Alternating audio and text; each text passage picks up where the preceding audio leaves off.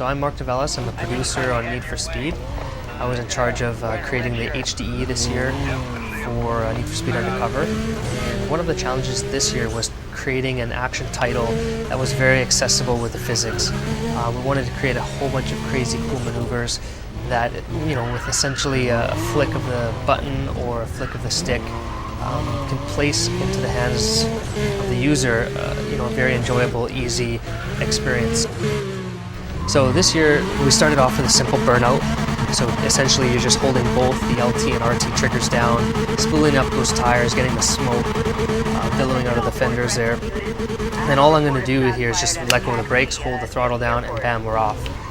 That essentially started, okay, that was pretty generic, where can we go from there?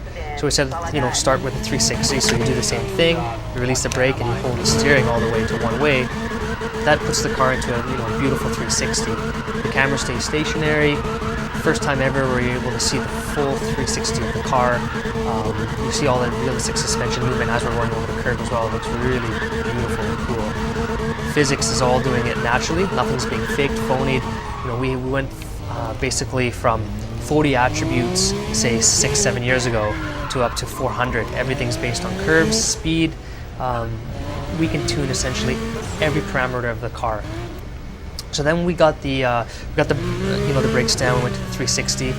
So then we said, why can't we do a 180? So essentially with a flick of the e-brake and a flick of the steering, we're into a 180.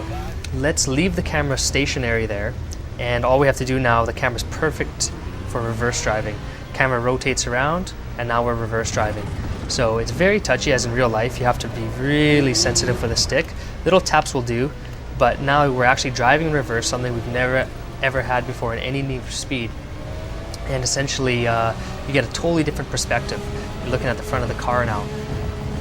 So now that we have reverse driving, we said, okay, very cool, can we do J-turns with a flick of a switch? So all we do is flick, boom, we're the other way. So let's see that combined. So let's go into a J-turn, goes into reverse, flick of a switch, boom, we're back going the other way with the J-turn there. So then we said, okay, all that's separating now to do 360s, it's just doing that faster. So let's gather some speed here.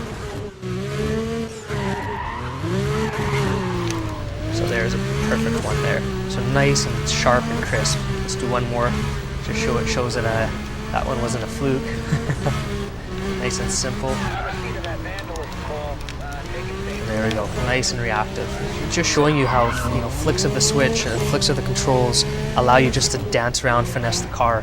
I'm going to show you now how that's possible. If you pretty much spin the car around in this light, first time again ever where you're able to see the side of the car completely. You'll notice the fenders here, how much suspension movement there is in the car. That's all happening naturally. That's all, we have progressive springs, we have digressive shocks, we have roll bars, we have everything based on speed. So we are able to go and diagnose problems in the car all the way through the development of our titles, and essentially hand tune each and every single car perfectly. And each one of the cars feels different. That's the other thing, all-wheel drives feel different than front to rears as well. And within those categories, depending on weight, depending on wheelbase, depending on ride height, everything handles and has its own character. The other thing is drifting. We don't have, as per se, drifting modes of drifting. We have drifting right into the game mode. That was awesome, funneled right through. So I'm able to essentially go through a long corner. As long as I keep my throttle pinned and counter steer, I'm going to keep the drift going. So there you go. You saw drift right through that corner. So let's get some speed here again. Let's NOS. Counter steer, and you see as soon as I counter steer, boom, the car comes right out of it. When you don't counter steer, you go in, boom, you're going to spin out the car. Physics thinks, okay, he's holding the e-brake long enough, he wants to do a maneuver, or he's, you broke that traction point where you've gone past 100% of the tire and you're going around. So some other inputs that we put in that are very cool this year to give the player more control is the double tap feature. It's whenever you're coming up to a roadblock or you want to change directions quickly, you'll notice all I'm going to do here is double tap the brakes here. I'm in 4th gear, double tap, and I go instantly into reverse. This car is stopped, and I'm spooled already up to 50-60 miles per hour. That allows quick transitions, allows me to get away from cops, allows me to spin off cops, super simple. The other thing that we put in is we catered really to NOS. Not only does NOS, blow by the opponents, we also made it so the NOS puts the power to the ground. As I'm going into the drift, I can hit the e-brake, NOS at the same time. You just saw I just did a nitro drift there. The style points popped up.